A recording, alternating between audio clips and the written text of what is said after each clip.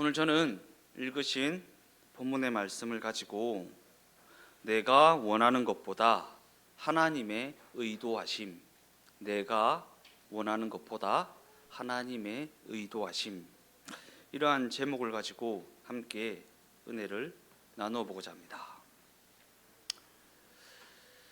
우리는 사사기를 볼 때에 편의상 사사기가 할애하고 있는 분량에 따라 그 행적을 많은 분량을 할애하여 그리고 있는 사사를 대사사라 분류합니다.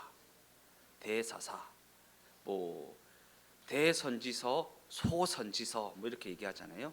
대선지서는 아주 큰 선지자고 소선지자는 아주 작은 선지자라서 그렇게 분류하는 것이 아니라 성경의 분량에 따라 분류하는 것입니다. 그저 그냥 성경이 많은 분량을 할애하면 대선지서, 작은 분량을 할애하면 소선지서, 사사기도 마찬가지입니다. 많은 분량을 할애하면 대사사, 작은 분량을 할애하면 소사사, 이렇게 분류합니다. 그리고 드보라, 기드온, 입다, 삼손이 이와 같은 대사사에 속하는 사사입니다. 이 중에서도 사사기가 가장 많은 분량을 할애하여 그리고 있는 사사는 단연 오늘 본문에 등장하고 있는 삼손입니다. 왜냐하면 사사기는 총 21장의 분량으로 기록되어져 있는데 삼손의 생애와 그 행적을 그리는데 무려 4장의 분량을 할애해서 기록하고 있기 때문입니다. 그러나 그럼에도 불구하고 그 많은 분량을 할애한 삼손에 대한 기록은 하나같이 그가 그저 소모적인 삶을 살았다라는 것을 보여주는 기록에 불과하다라는 것입니다. 성경이 너무나도 많은 분량을 할애해서 삼손을 그리고 있는데 삼손에 대한 기록은 그저 그가 소모적인 삶을 살았다라는 것을 보여주고 있다. 삼손의 일생은 크게 3가지 사건과 얽혀져 있습니다. 그리고 그 모든 사건은 여성과 관련이 있는 사건들입니다. 첫 번째 사건은 딥나에서 블레셋 여자와 결혼한 사건이고, 두 번째는 가사에서 기생에게 들어갔던 사건이고, 마지막은 오늘 본문 들릴라의 유혹에 넘어갔던 사건입니다. 그리고 오늘 본문은 들릴라와의 관계에서 비롯된 삼손의 최후를 그리고 있습니다. 삼손은 들릴라의 유혹과 거짓에 속아 머리가 깎이게 되고, 자신의 힘의 근원이었던 머리가 깎이게 되고, 두 눈이 뽑힌 채 블레셋의 노예가 되어 버리고 맙니다. 또한 블레셋 통치자들은 오랜 원수였던 삼손을 사로잡게 된 것을 너무나도 기뻐하여서 자신들이 섬기던 다곤이라는 신에게 큰 제사를 바치려고 모였는데, 그들은 그 자리에 흥을 돋구기 위해서 삼손을 불러들여 기둥 사이에 세워놓고 제주를 부리게 합니다. 이때 삼손이 하나님을 향하여 이렇게 기도합니다. 하나님, 이번 한 번만 나에게 힘을 주셔서 내 두 눈을 뽑은 저 원수들을 단번에 처단하게 해 주시옵소서. 그리고 그는 두 기둥을 쓰러뜨려서 그들을 모조리 다 죽입니다. 그리고 성경은 이날 삼손이 죽으면서 죽인 사람의 수가 그가 살았을 때 죽인 사람보다 더욱 많았다라는 증언을 제공하고 있습니다.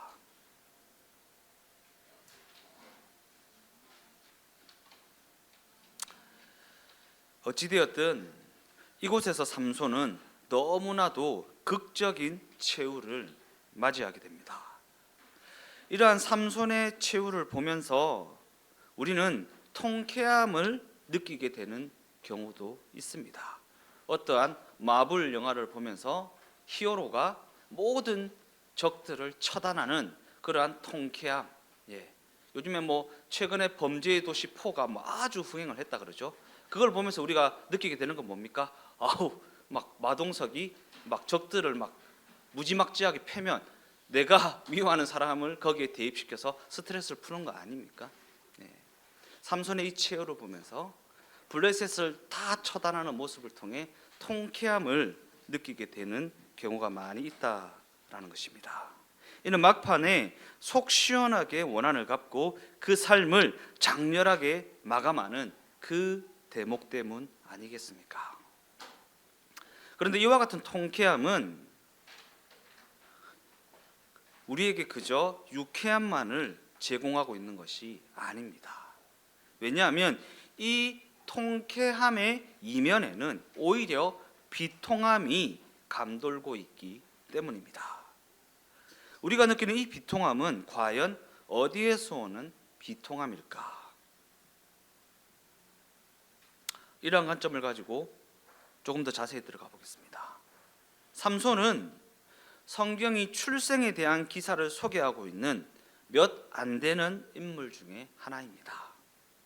성경은 그가 모태에서부터 나시린으로 택함을 받은 사람으로서 여러 가지 좋은 것들을 너무나도 많이 가지고 태어난 사람으로 소개하고 있습니다. 그런데 본문은 그렇게 많은 것을 가지고 태어난 그가 이렇게 비참한 최후를 맞이하게 되었을까라고 하는 탄식을 하게 되는 내용을 담고 있습니다. 그렇게 많은 것을 가지고 많은 것을 누리고 너무나도 어마어마한 실력을 가지고 태어난 그가 왜 이렇게 비참한 최후를 맞이하게 되었을까? 그런 관점에서 우리가 삼손의 말로를 보면서 비통함을 느끼게 되는 것은 어쩌면 당연한 일이라고도 할 수 있습니다.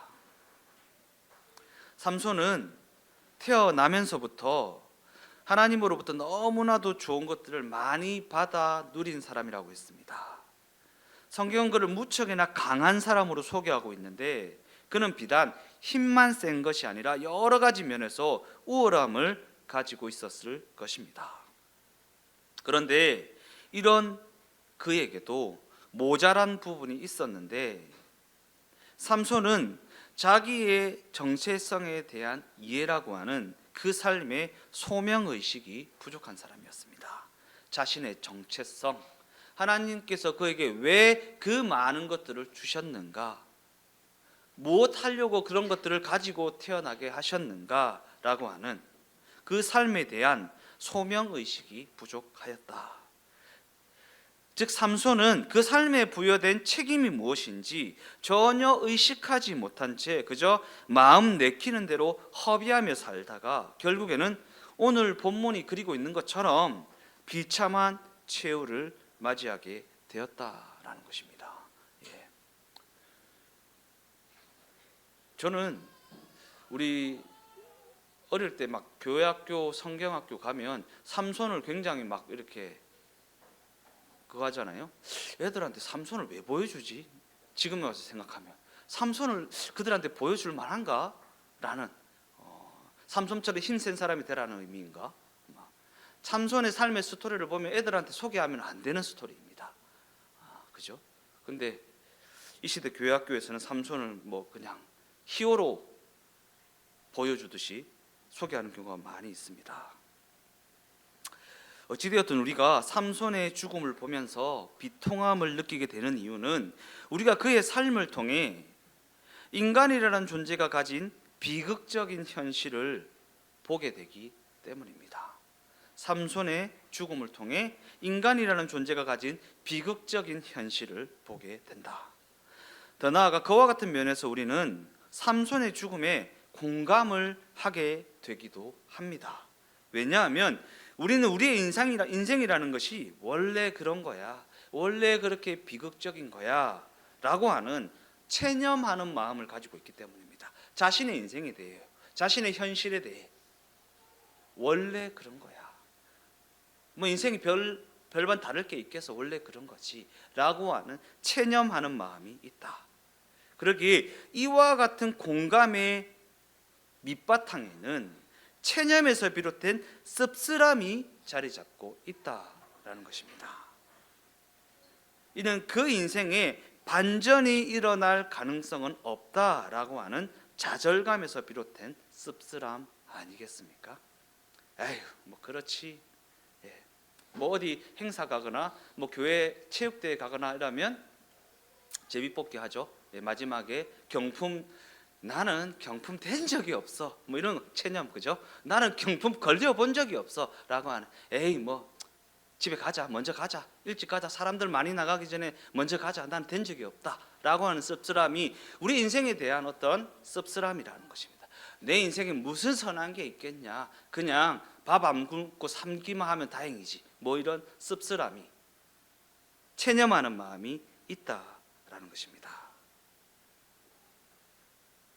그리고 우리는 삼손의 죽음을 통해 인류의 보편적 비극을 보면서 이러한 체념을 하게 된다라는 것입니다.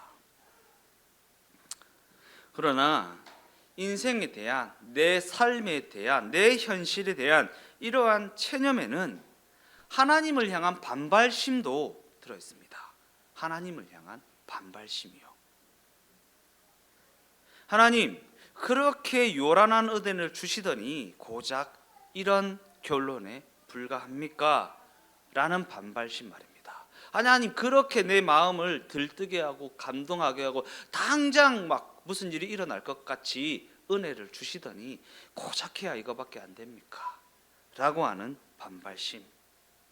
우리가 삼손의 최후를 통해 확인하게 되듯이 성경은 삼손이라는 걸출한 인물을 소개하면서도 삼손의 삶에 어떠한 영웅담에 초점을 맞추고 있지 않습니다. 많은 목회자들이 삼손의 삶을 소개하면서 히어로와 같이, 마블 영화와 같이 어떠한 영웅담에 초점을 맞추는 경우가 많이 있는데, 성경은 전혀 그러한 초점을 가지고 있지 않다라는 것입니다. 오히려 모두가 공감할 수 있는 보편적 비극을 보여주면서 그의 비극적인 결말에 초점을 맞추고 있다라는 사실입니다. 그러나 이와 같은 성경의 의도와는 다르게 이 이야기를 읽어나가는 우리가 삼손이 영웅이었으면 좋겠다라는 기대를 하게 되는 것은 인간에게서 어떠한 신락 같은 희망이나 가능성이라도 발견하고 싶기 때문 아니겠습니까? 우리 인간의 삶에 대한 신락 같은 희망, 신락 같은 가능성이라도 발견하고 싶기 때문 아니겠냐라는 것입니다. 저는 이 삼손의 이야기를 준비하면서 지난주에 그 선교사님이 말씀하셨던 요나가 떠오르기도 합니다. 선교사님이 그랬잖아요. 요나가 그러지 않았으면 어땠을까? 예, 신락 같은 희망. 요나가 그러지 않았으면 어땠을까? 아니요. 요나에게는 그러지 않을 만한 실력이 없다라는 것을 인정해야 돼요. 요나가 하나님의 뜻에 순종했으면 어땠을까? 여기 하나님의 뜻 앞에 순종한 사람이 누가 있습니까? 예? 저를 비롯한 모두가 하나님 앞에 순종한 경험이 없습니다. 나는 순종했는데 할 수 있는 사람이 없습니다. 우리에게는 하나님의 뜻에 순복하여 나아갈 만한 실력이라는 게 없다라는 것을 인정해야 됩니다. 그것을 인정하면 삼손의 그 최후를 보면서 공감하게 되는 것이지 비판하게 되지는 않습니다. 나도 삼손과 같이 저렇게 어리석었지, 저렇게 하나님의 뜻에 반하는 삶을 살았었지 라는 것을 보게 된다라는 것입니다. 어찌되었든 삼손은 우리의 그러한 기대에도 불구하고 우리의 기대를 저버린 채 허망한 죽음을 맞이하게 됩니다. 우리가 더 이상 그를 영웅으로 지켜 세울 수 없는 너무나도 비참한 모습을 한 채 그 삶을 마감하게 됩니다. 눈이 뽑히고 머리가 깎이고 적들의 앞에서 재롱이나 부리는 그러한 삶에서 스스로가 죽어버림으로 말미암아 그 모든 것을 정리해버리는 너무나도 비참한 말로를 보여주고 있다라는 것입니다. 그리고 이 지점이 삼손의 이야기를 읽어나가는 우리가 비통함을 가지게 되는 지점이라는 것입니다. 또한 이 지점에서 우리는 하나님을 향해 삼손의 삶은 과연 우리에게 어떠한 의미를 주는 것입니까? 더 나아가 우리의 삶은 과연 어떠한 의미가 있는 것입니까? 라는 질문을 던지게 된다라는 것입니다. 이렇게 힘들고 이렇게 비통하고 이렇게 신락 같은 희망조차도 찾을 수 없는 우리의 삶이 어떠한 의미가 있는 삶입니까? 라는 질문을 하나님을 향해 던지게 된다. 그러나 성경은 도리어 우리에게 질문을 던지고 있습니다. 그러기에 너희는 과연 어떠한 의미가 있는 삶을 살아가고 있느냐? 그러기에 너희는 과연 어떠한 의미가 있는 삶을 살아가고 있느냐? 즉 이는 삼손 이야기와 같은 비통한 이야기를 읽어나가면서 우리만 분노하고 있는 것이 아닌 것은 그와 같은 삶에 대해 하나님께서도 분노하고 계시기 때문입니다. 삼손과 같은 삶, 그와 같은 우리의 삶을 보시면서 하나님께서도 비통함을 느끼고 분노하고 계시다. 이는 우리가 삼손의 이야기를 읽어나가면서 이와 같은 하나님의 속상함을 읽어낼 수 있어야 된다라는 거예요. 하나님의 속상함이요. 하나님의 속상함. 왜냐하면 우리가 하나님의 그 속상함을 읽어내지 못하면 우리는 그저 윤리, 도덕과 같은 우리에게 익숙한 이해의 범주에 갇혀서 성경이 말하고자 하는 더욱 깊은 이해로 나아가지 못하기 때문입니다. 과연 하나님은 왜 이와 같은 역사를 허락하셨으며 이와 같은 역사를 기록해 놓으셨을까? 이에 대해 사사기는 어떠한 변명이나 어떠한 교훈적 내용을 전혀 곁들이지 않은 채 그저 사실만을 담담히 써내려갈 뿐입니다. 이러니까 이렇게 살면 안 돼, 저러니까 저렇게 살면 안 돼, 삼손 삶 봤지? 너네는 삼손처럼 하지 마라. 이렇게 교훈적 내용을 곁들이고 있는 것이 아니라 그저 사실만을 담담히 써내려가고 있다. 그럼에도 불구하고 이와 같은 서술이 우리에게 힘을 갖는 이유는 누구도 부인할 수 없는 인간의 현실과 인간의 진실이 그 이야기 속에 담겨져 있기 때문입니다. 감추지 마세요. 감추지 마십시오. 교회 나오면 다 감춥니다. 나는 기도하니까 잘 살고 있어.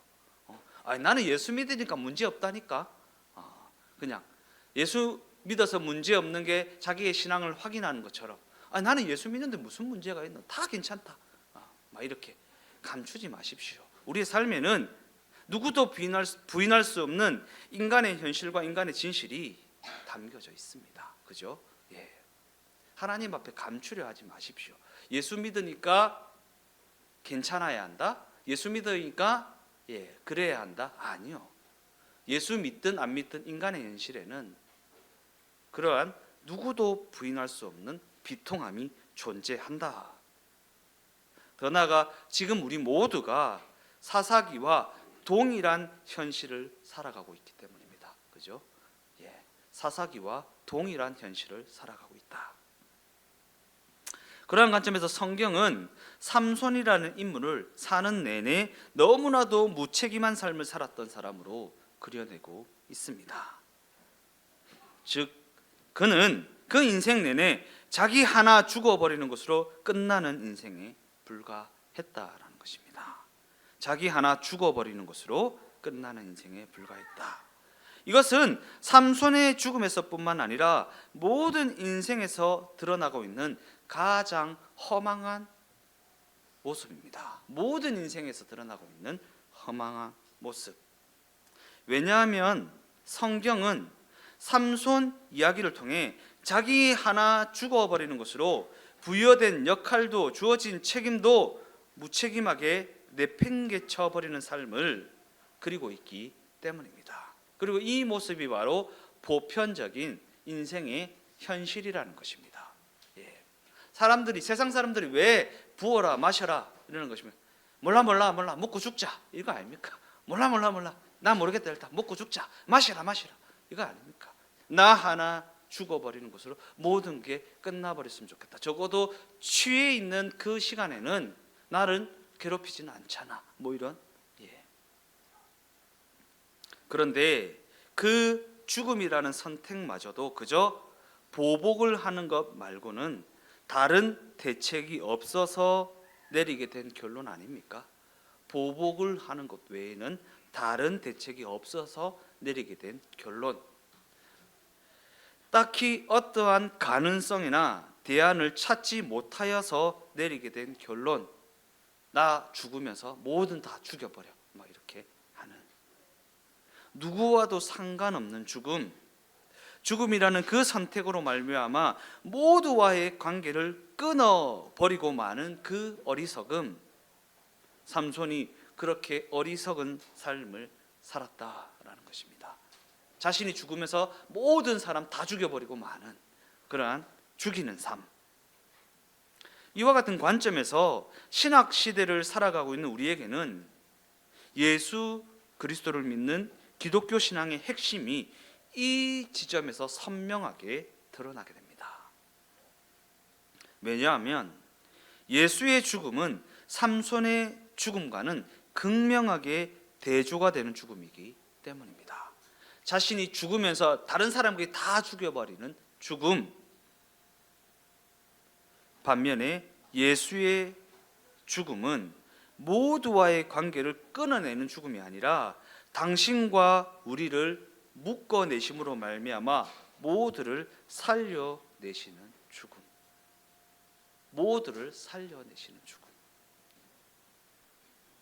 우리는 삼손의 인생과 그 죽음과 같은 현실을 우리 인생 현실에서 경험하며 살아갑니다. 그러나 하나님은 그러한 우리의 인생 현실 가운데서도 예수의 죽음을 통해 우리를 살려내시고 또한 거기서 우리를 이기게 하십니다. 왜냐하면 예수의 죽음은 우리를 살려내는 죽음이기 때문이고 그의 죽어주심은 우리와 당신을 연결하시는 하나님의 일하심이기 때문이고 우리는 예수의 죽음을 통해 하나님이 우리의 하나님 되어주셨다라는 사실을 목격하게 되기 때문입니다. 삼손의 죽음, 예수의 죽음 극명하게 대조를 이루게 되고 그를 통해 우리는 기독교 신앙의 핵심을 보게 된다. 로마서 4장 25절 말씀입니다. 예수는 우리가 범죄한 것 때문에 내줌이 되고 또한 우리를 의롭다 하시기 위하여 살아나셨느니라. 우리와 묶여져서 죽으심으로 말미암아 우리의 죄를 죽으시고 다시 살아나심으로 말미암아 우리에게 생명을 주셨다라는 것입니다.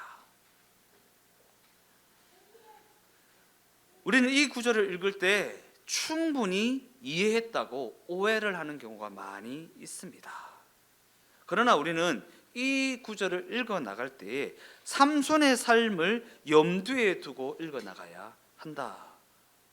왜냐하면 우리가 삼손의 최후를 알고서 그 인생을 들여다보면 삼손의 최후가 어떠한가를 알고서 그 인생을 들여다보면 그는 하나님께 받은 그 많은 은사를 그와 같이 헛되게 사용하려고 받은 인생에 불과하기 때문입니다. 헛되게 사용하려고 그 많은 은사, 그 많은 능력을 받은 것에 불과하다. 왜냐하면 그는 받은 은사와 그 인생을 죽고 죽이는데 소모했던 인생에 불과하기 때문입니다. 죽고 죽이는데 소모했던 인생이다. 이처럼 그의 인생은 타인과는 전혀 묶이지 않은 채 자기 하나 죽는 것으로 끝나버리는 허망한 인생이었다라는 것입니다. 타인을 살리는 데는 전혀 관여하지 못한 채 죽고 죽이는 데만 집중했던 허망한 인생이었다. 그러나 예수 그리스도께서 우리 앞에 놓여진 죽음의 자리에까지 친히 찾아 들어오신 것은 우리와 묶이기 위함이고 그를 통해 우리의 죗값을 대신하는 속죄 제물이 되기 위함이었다. 즉 예수의 죽음은 우리를 살리기 위한 부활을 향해 가는 죽음이었다라는 것입니다. 이는 예수께서 우리를 살리기 위해 우리의 삶과 그 운명에 당신을 묶으셨다는 것이고, 이것이 바로 기독교 복음의 핵심이 되는 내용이라는 것입니다. 이와 같은 관점에서 우리는 삼손의 삶을 통해 인생의 헛됨이 무엇인지를 적나라하게 보게 됩니다. 인생의 헛됨이 무엇인가? 하나님 없이 살아가는 인생이 얼마나 헛된 인생인가? 기껏해야 자신의 이기적인 선택과 무책임한 그 행위에 따라 보상을 받게 될 뿐이다. 하나님 없이 살아가는 인생은 자신의 이기적인 선택과 무책임한 행위에 따라 보상을 받을 뿐이다.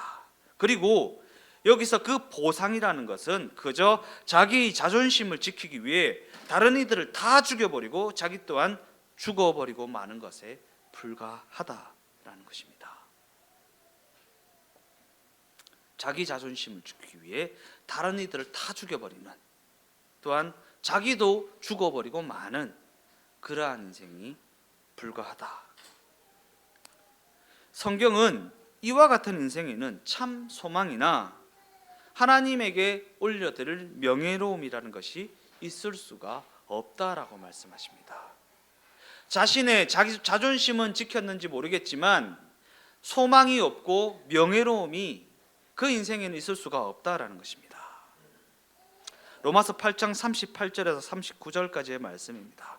내가 확신하노니 사망이나 생명이나 천사들이나 권세자들이나 현재의 일이나 장래의 일이나 능력이나 높음이나 깊음이나 다른 어떤 피조물이라도 우리를 우리 주 그리스도 예수 안에 있는 하나님의 사랑에서 끊을 수 없으리라. 이 말씀에는 막연한 소망이나 뜬구름 잡는 듯한 희망이 내포되어 있지 않습니다.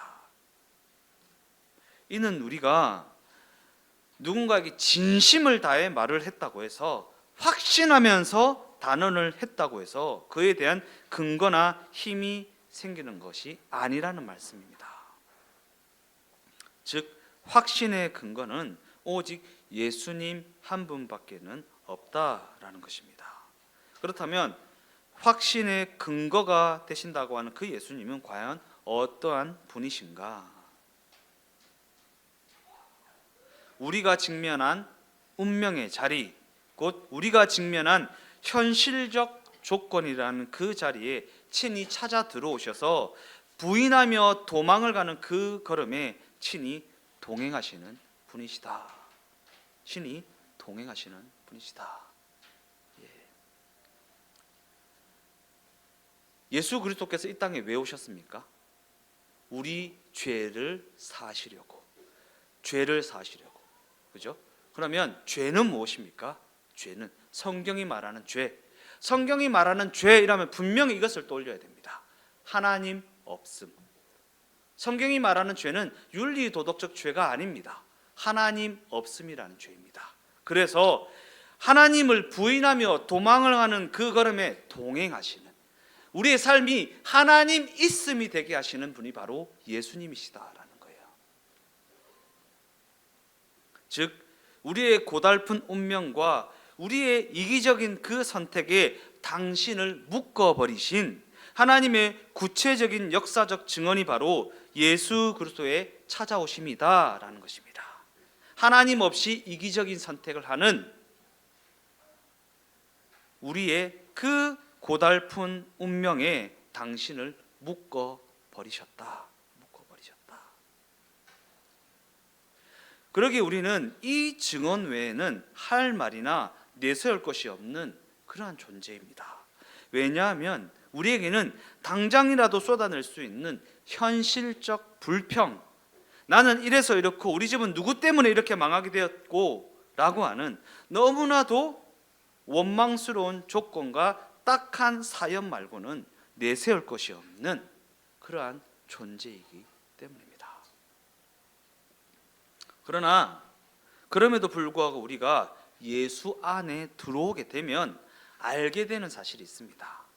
그러한 당장이라도 쏟아낼 수 있는 현실적 불평이 산재해 있고, 나는 이래서 이렇게 되었고, 우리 집은 이래서 이렇게 망하게 되었고 라고 하는 너무나도 원망스러운 조건과 딱한 사연 가운데 있음에도 불구하고, 그런 우리가 예수 안에 들어오게 되면 알게 되는 사실이 있다라는 것입니다. 예수를 알지 못하는 우리의 무지함과 예수를 알고도 인정하려 하지 아니하였던 우리의 그 고집스러운 선택과 그 모든 상황과 경우 속에서 하나님은 우리와 당신을 묶어서 우리와 동행하고 계셨다라는 것입니다. 그 고집스러움 가운데서도 우리와 당신을 묶으셔서 우리의 인생이 하나님 없음이라는 죄악된 인생이 되게 하는 것이 아니라 하나님 있음이라는, 하나님이 우리가 동행하고 계신다라고 하는 삶이 되게 해 주셨다라는 사실을 알게 되더라라는 것입니다. 내가 똑바로 잘 살아서 윤리 도덕적으로 깔끔하게 살아서 내가 헌금을 많이 하고 기도를 많이 하고 성경을 많이 읽어서 하나님이 우리와 동행해 주시는 것이 아니라 그 비참한 현실, 고달픈 현실, 이기적인 그 선택 가운데 우리와 당신을 묶으셔서 우리와 동행해 주셨다. 삼손의 그 비참한 최후 가운데서도 하나님이 그와 함께해 주셨다라는 사실을 우리가 알게 된다라는 것입니다.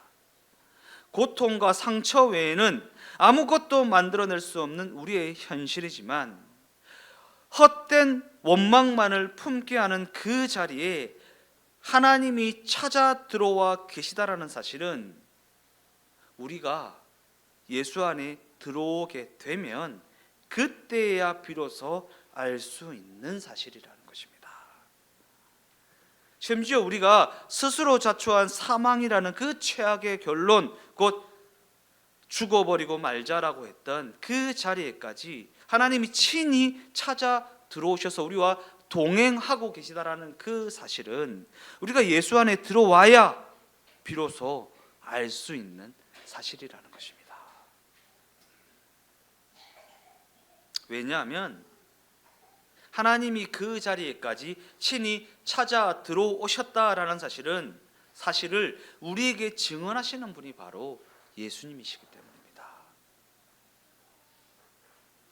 그러나 우리는 이 증언에 대해 이렇게 되묻고 싶을 것입니다.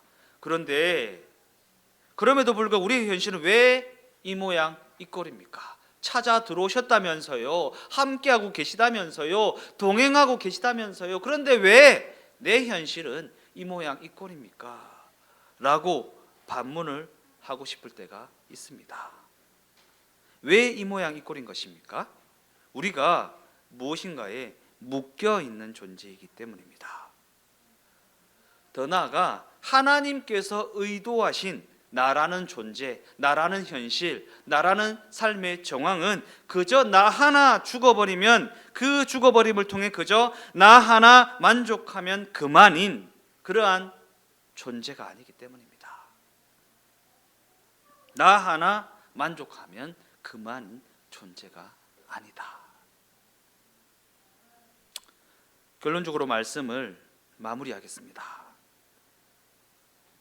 진정 사방에서 쏟아지는 오해나 질시도 없고, 걱정이나 공포스러움 같은 것도 없고, 경쟁이나 긴장과 같은 것이 없는 곳으로 그저 나 하나 마음 편하게 떠나버리면 그만입니까?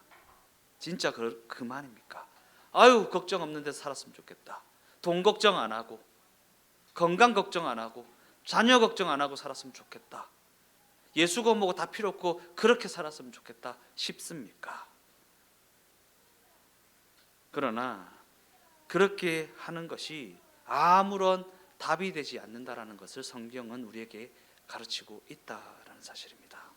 우리는 그보다 명예롭고 그보다 위대한 신자다운 삶을 책임감 있게 살아내야 하는 존재이기 때문입니다. 신자다운 삶을 책임감 있게 살아내야 하는 존재다. 물론 우리가 꿈꾸는 삶은 나를 불편하게 하는 것이 전혀 없는, 돈 걱정도 없고 건강 걱정도 없고 자녀 걱정도 없는, 나 혼자 마음 편하게 살 수 있는 삶일지도 모릅니다. 그러나 과연 그렇게 혼자 마음 편하게 사는 삶이 행복하다고 할 수 있을까? 많은 경우 우리는 무엇인가에 묶여 있기도 싫고 또한 불편하게 살아가는 것도 싫습니다. 왜 내가 그래야 돼? 왜 내가 저 사람 때문에 그래야 돼? 왜 내가 엄마 아빠 때문에 그래야 돼? 내가 왜 니 때문에 그래야 되냐? 남편을 향해 막 그렇게. 그런데 이런 식의 생각은 오늘 본문의 삼손에게서 찾아볼 수 있는 생각이라는 것을 명심하고 또 명심해야 합니다. 그가 그러한 생각 끝에 도달한 자리는 과연 어떠한 자리였습니까? 원하는 대로 살다가 결과적으로는 모든 것을 죽음으로 몰아넣고야만은 그러한 자리 아니었습니까? 그 인생을 그와 같이 허덕이다가 너무나도 허망한 말로를 맞이하게 되었다라는 것 아닙니까? 우리는 우리에게 주어진 인생이라는 것을 그와 같은 허덕거림으로 끝내서는 안 된다라는 것입니다. 우리가 누군가에게 묶여 있듯이 우리도 누군가를 묶고 있다는 사실과 이것이 우리의 삶의 현실이라는 사실을 잊지 마십시오. 성경은 그와 같은 여러 가지 정황에 묶여 있는 우리의 삶에 대해 우리가 부모라서 지켜야 했던 자리, 우리가 자식이기에 감당해야 했던 상황, 버틸 사람이 오직 나 하나뿐이어서 어쩔 수 없이 감수해야만 했던 그 모든 일들, 그와 같은 자리와 상황과 일들이 하나님의 영광이 되는 조건이라고 가르치고 있기 때문입니다. 더 나아가 성경은 우리가 그저 세상적인 기준으로 볼 때에는 아무것도 할 수 없을 것만 같은 무능한 조건에 있는 삶이라 할지라도 그와 같은 암울한 조건이 하나님께서 의도하신 조건이라고 그렇게 가르치고 있기 때문입니다. 그러기에 하나님께서 당신의 영광을 예수 그리스도의 십자가라는 그 처참함을 통해 나타내시기를 가장 기뻐하셨듯이 그저 한계에 불과하다고 생각되어지는 우리의 그 암울한 조건도 하나님이 기뻐하시는 하나님의 영광스러운 조건이 될 수 있다라는 사실을 잊지 마십시오. 그저 그냥 형편이 나아지기 위해서, 걱정거리를 제거하기 위해서, 조금 더 세상에서 인정받는 자리에 올라가기 위해서 아등바등하며 살아가는 인생이기보다 주어진 현실 속에서 하나님이 의도하신 것이 무엇인가를 분별하여 알아서 그 자리에 예수님과 걸음을 맞추며 담담히 걸어나갈 수 있는 우리의 삶이 되어졌으면 좋겠습니다.